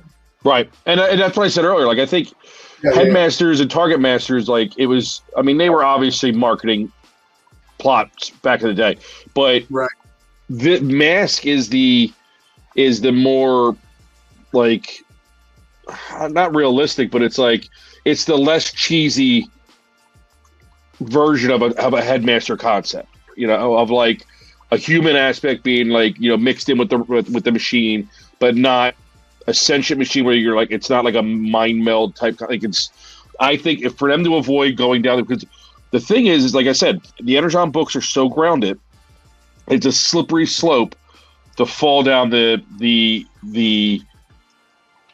route of, like, just falling into, like, well, we're gonna produce, like I said, back then a lot of stuff was developed, whether it was a toy that was put into the cartoon or it was taken out of the cartoon for a toy. It was all marketing back then, you know. So that's where a lot of anything that came out, like, you know, headmasters, the target masters, the triple changers, like, these were all ways to them. They weren't really worried about moving the story. They were worried about selling toys. Right. Yeah. Yeah. You know, and I'm hoping with Kirkman having all this, it's just he does it right. And so far, like I said, with the current stuff that he's doing, with the previous properties he's handled, I have complete faith in what he's doing. I have a question for Chris. What do you think about this character? I'm curious to see what they do with this guy. He's like they're like Frankenstein monster. Well, he's created from Cliff Jumper's clan or whatever they're saying. So it's a bunch of people created. So what he did to the Decepticons is crazy. So I was just wanting your take on that. Would you? Yeah. He, like I said, he's like a Frankenstein monster. He's just like a mix of, like, all these different things, and he's almost like they're like a golem. Like, he's just gonna follow their commands and do whatever, you know, what he's gonna do. So I'm really curious to see where the story takes that character, because it's I think it's gonna be very interesting as to how they develop because of what he's made from. Right. I've never seen that before, so reading that, I was just taken back a little bit. No, that was definitely that was definitely a unique situation. They haven't really done anything like that before, so I feel like that's gonna if they like, it's gonna be like a long term, not too long, but I think that's gonna eventually be an issue. You know that's what's the person that's that Cliff Jumper is on Earth. That's her van or something like that. I think that's Oh, the girl, yeah. But I think with the way he was developed, but the sparks, I think that's eventually going to be, it's going to be an issue down the line, you know, as to because of what he is made from. So, but we'll see. It's still, I mean, it's only like 2 issues in since we met him. And like I said, I haven't read the most recent issue, so I don't know if there's any developments with him there. But I'm definitely curious as to where they go with it. Mm. So to kind of bring it back into the over to Transformers, where are y'all? And you touched on it, Paul, by bringing that, but I wanted to open it up to the rest of the Transformers run because it's issue 20 now. So we're almost 2 years into the Transformers. What are your thoughts on where things are going? Where could y'all see things going?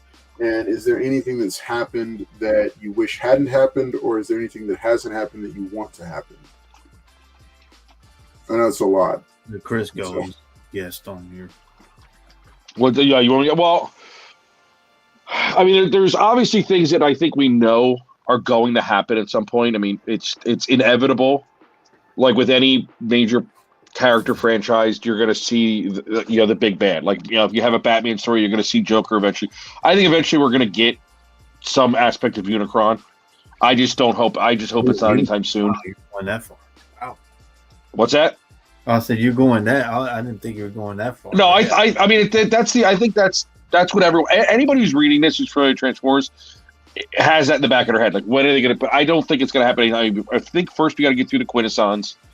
We're going to get through the Quintessons. We're going to see what they got going on. And I would love to see a little more about what's going on with with the group that's left on Cybertron as to what's going on with them and all that.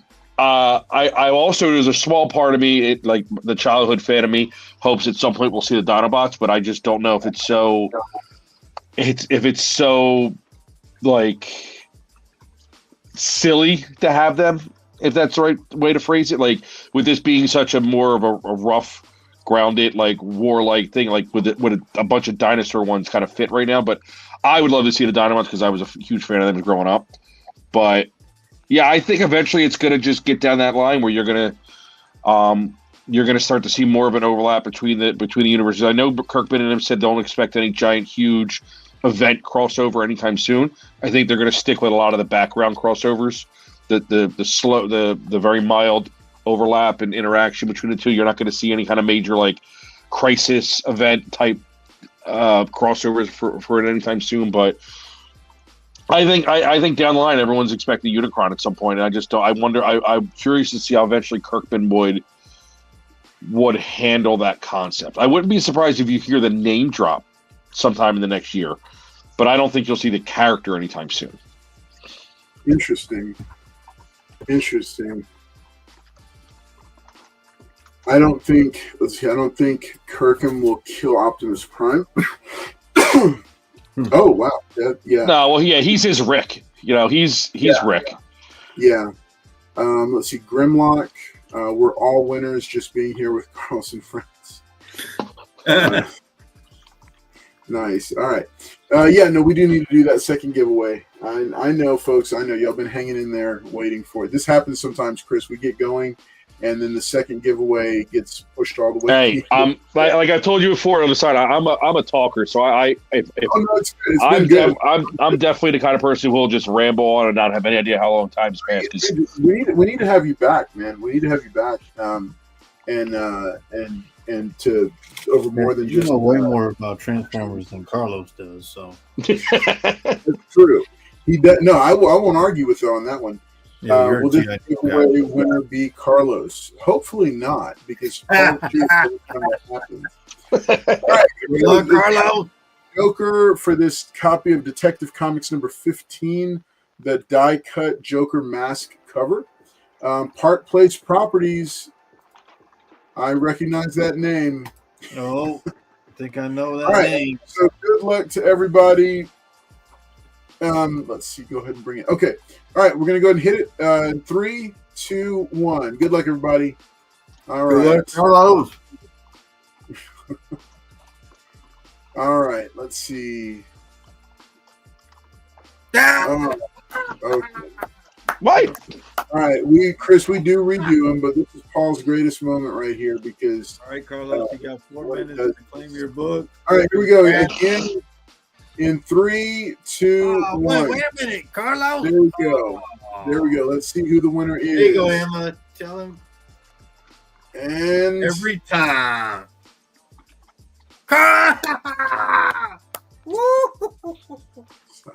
What is happening?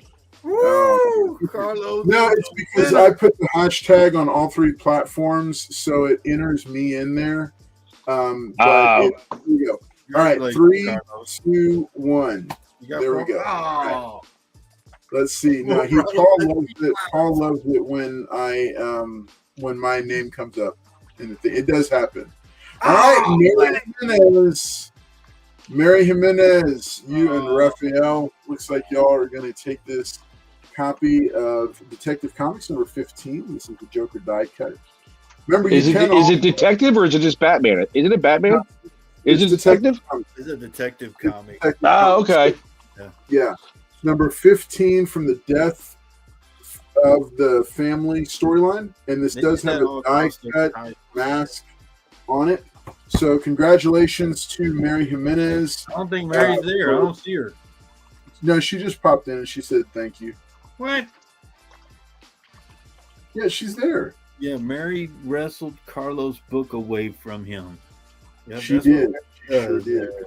Barclays. 161. That was for Carlos there, Mary. Okay, Mary, congratulations on this one to you and Raphael. Hope y'all enjoy it. Going to go ahead and drop it here You know, Raphael ain't gonna read it because Mary won't let. She's not gonna let him have it. No. All right. Thank y'all for being here tonight. Hey, Daryl Searcy, what's up? Good to see you, buddy. Glad that you're here. Hey, to the 20 plus people who tuned in tonight and were watching, thanks so much for being here. We enjoy it. Big shout out to Chris. We didn't get through, okay, look, tell you what, final thoughts and shout outs about the Energon Universe and where it could go from here. Well, I let's see what Paul has to say. Oh, thanks, buddy. So, like I told when me and Chris were talking in the back, the only two things that I have is they're making Optimus as fear of Megatron, but you know, you can't be fear when you do something like this. You can't fear that. Look at that. You can't fear when you do something like that. That's the Optimus. I know. Look at that. Yeah. So, dude, yeah, that when that Energy Axe came out. Yeah, that was like episode 1. I was like, yes, episode 1. Sorry about that, guys. I didn't mean to. But yeah, so you can't have. He was scared when he saw the shadow of Megatron. I'm like, you shouldn't be scared. You just whacked his arm off. You got his arm on you. I would have been attacked. But anyway, so Ultra Magnus 2, I'm a real big fan of him. And I know he got tortured and all that, but for him to retreat after he told Optimus to build him back because he was ready to go after Shockwave, I just didn't agree. I wanted Ultra Magnus to rip apart Shockwave, but we didn't get that. So further on down the line, I would like to see more of the characters. Which ones they're going to bring back, I don't know. I think leaving us in suspense, I think is good. But any characters that they're bringing back, I want to finally see like the Void Rival characters meeting up with the ones on Earth, like Jetfire, Skyfire, whatever you call it. Started the whole Transformer run that we're on to 20 now. So yeah, I'd like to see that further on down. Yeah, I think that's eventually going to happen. I think the Void Rival characters will make their way to Earth. Yeah, I mean, Cobra made their way out to space. I think Void Rivals will make their way back to Earth. Yeah, and all this G.I. Joe doing that to Transformers. It's just a Transformer guy talking, so I guess that's what. I'm just excited to see the G.I. Joe stuff. I mean, there's a lot of G.I. Joe characters. I mean, I watched the cartoon as a kid. I haven't followed G.I. Joe throughout the years as much as I did Transformers because, for the most part, there wasn't as much opportunity to. Like, they never. I mean, you got the G.I. Joe, comic book, but Transformers always seemed to be a little more in the spotlight than them. And I'm definitely curious to see them develop some of the G.I. Joe characters that I remember from watching it as a kid, but I don't like some of the characters that I'm seeing in the book. Like, I know they probably were around before, but I don't think they ever got the attention like they are now. So I'm really curious to see the character development for some of these G.I. Joe characters. I'm really hoping to eventually this book get me to the point where I know them as well as I know some of the Transformers characters, because so far what I've read of G.I. Joe, it was a little bit of a slow start first issue or so, but because I came out after Duke, I was like, well, if they keep going like Duke, it's going to be great. But these last few issues of G.I. Joe, I mean, the most recent one with the Cobra Commander and Duke squaring off was so cool. It was such a fun issue. And if that's the pace they can keep and they keep introducing these characters, but again at a good pace. You know, we already talked about not getting Snake Eyes too soon. You know, it definitely is a neat twist seeing Baroness with the G.I. Joes. And I think they're doing a great job introducing a lot of the characters, but again, it's all about the pacing, and I think they're pacing it very well. You don't want to, with building a universe, especially as deep as you have with these two properties, they could be smothering us with characters and smothering us with ideas, and they're not. They're doing it in such a way where you don't feel overwhelmed by reading 2 or 3 books, but you're reading 2 or 3 books, but you feel like you're reading 10 because of everything that's going on. And that's not how I feel. I don't feel overwhelmed and weighed down by reading these books with so much backstory and exposition. It's good storytelling. Yeah, I know they got you continue reading because they won't introduce the Dinobots yet. So it may be issue 100 or something. Listen, as much as I don't want to see them anytime soon, I would lose my. I would love it. I would love it and hate it if I saw the Dinobots show up. But I just think they're too gimmicky of a thing to get anytime soon. And it's got to be done. It's got to be done right because they're dinosaurs. Like you bring in dinosaurs into this, it just wouldn't work, you know. So I think it's like a Dinobot Island, and maybe they'll be on there or something. Yeah, maybe they'll be hanging out with Kong and Godzilla. That would be cool. That would be too cool. Well, folks, so Void Rivals, Transformers, and G.I. Joe are all currently hitting your local comic shop. Those stands, in addition to G.I. Joe, A Real American Hero, which is Larry Hama's continued G.I. Joe writings. That's on like issue number 320-something. There's no tie-in to none of the following. That's cool. It's beautiful Andy Kubert covers, and of course he's the creator of G.I. Joe. It wouldn't exist without him. So big cool props to him. And but I'm excited. I'm excited about where it's going. And Chris, loved having you on. So we need to have you on. It was definitely. I definitely had a good time. Yeah. Let me know if I'm available. I will definitely jump on. I love doing this kind of stuff. This is a great time. So you just give me a heads up, and if I'm free, I'm here. Awesome, man. We'll definitely keep that in mind, and we'll definitely see about doing that. Hey, for everybody who's viewing at home right now, a big shout out to our channel members, and thank you for your continued support and your continued patience. We've got I've got some really cool books picked out for y'all for your boxes. The ones who are receiving boxes. Where is? I don't know if he saw it.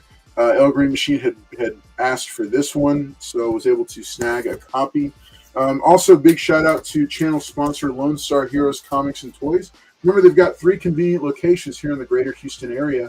Their NASA Road store, where we'll be broadcasting from on this Friday, 6 p.m. Central for Comics on Demand. Plenty of great steals and deals that you can purchase during that time. We'll go until 9 p.m. Central. Also, they've got a Galveston Seawall location. You saw it in the promo video at the beginning of the episode. Beautiful. It literally looks out over the ocean, and that's a great place to go shop, visit the beach, eatery places. And then the fun, funky new Lake Jackson location, way better than the original one, way more character, all the kinds of eateries and different little shops to go into all the way around, circling the whole parking lot. I enjoyed it immensely, and it's manned by the ever pleasant Jim Emma Dudley, who was tuning in with us tonight. So big shout out to all of you. Have a great night. Thanks so much for being here with us and for enjoying the show. As always, it's a fun time and one of the highlights of my week to be able to do this. So y'all take care. Have a great night, and we will see you Friday night, 6 p.m. Central for Comics on Demand. Take care. All right. Good night, everybody.